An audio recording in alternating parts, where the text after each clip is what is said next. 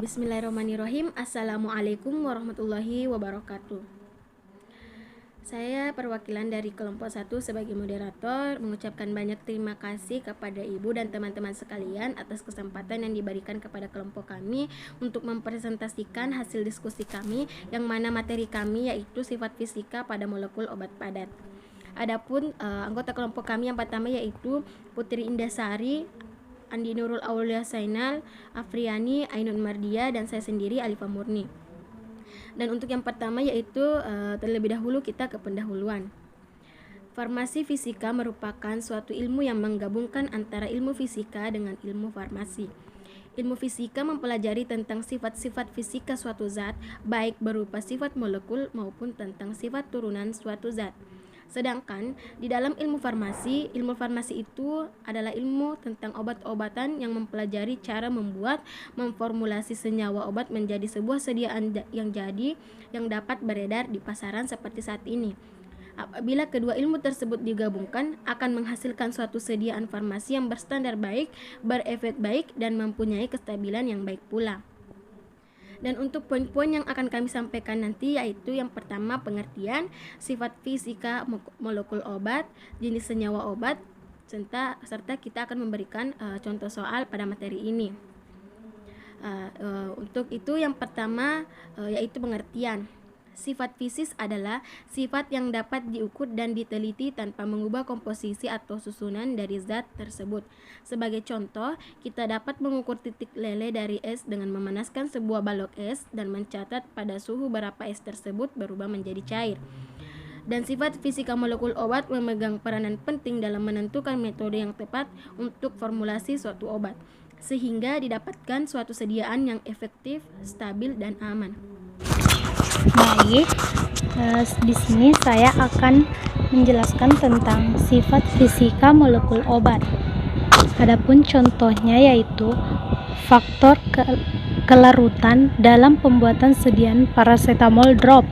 Penggunaan pelarut sorbitol lebih cocok dibandingkan propylene glycol. Mengapa? Karena paracetamol kurang larut dalam propylene glycol. Sifat fisika molekul obat ini juga akan berkaitan erat dalam pengangkutan obat untuk mencapai reseptor. Sebelum mencapai reseptor, molekul-molekul obat harus melalui bermacam-macam membran, berinteraksi dengan senyawa dalam tubuh. Di sini, sifat fisika molekul obat berperan dalam proses penyerapan dan distribusi obat, sehingga kadar obat pada waktu tertentu mencapai reseptor dalam jumlah yang cukup besar. Contoh, obat-obat golongan proton pump inhibitors sebaiknya dibuat salut enterik karena tidak stabil oleh asam lambung. Sifat aditif. Jumlah dari sifat atom atau gugus fungsi di dalam molekul, misalnya massa molekul, merupakan penjumlahan dari massa atom penyusunnya. Sifat konstitutif bergantung pada susunan struktur atom di dalam molekul.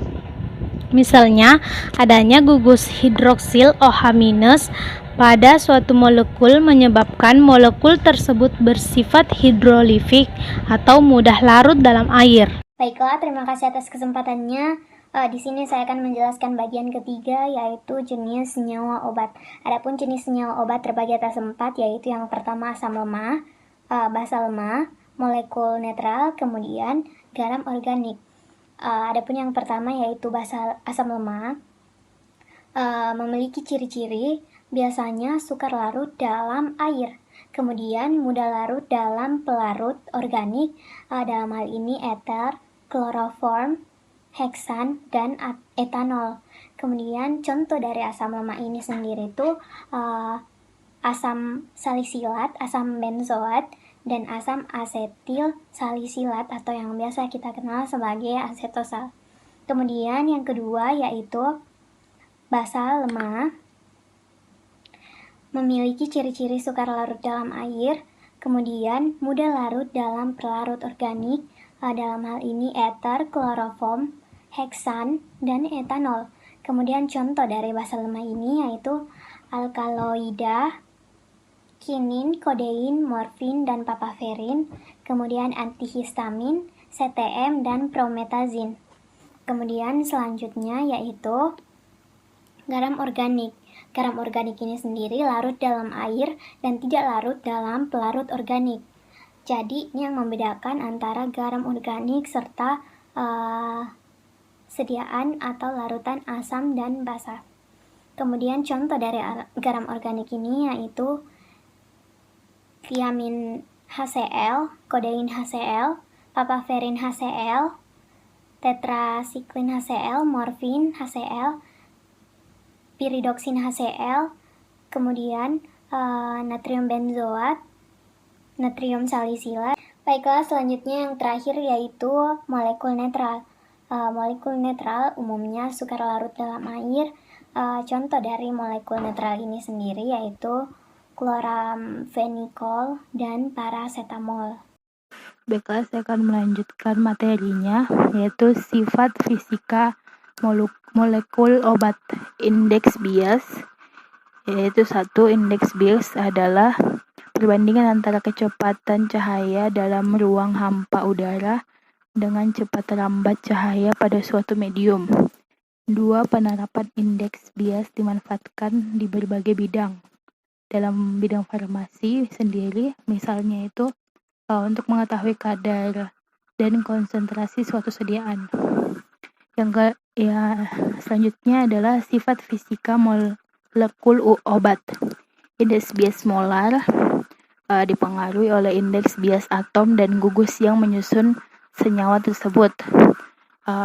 Dinyatakan Rm sama dengan N pangkat 2 min 1 per N pangkat 2 tambah 2 dalam kurung M per rho.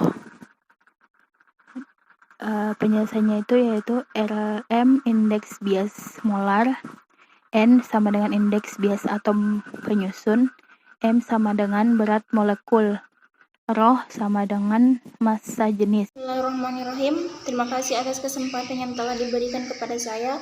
Kali ini saya akan melanjutkan pemaparan materi oleh rekan saya, yaitu bagian contoh soal.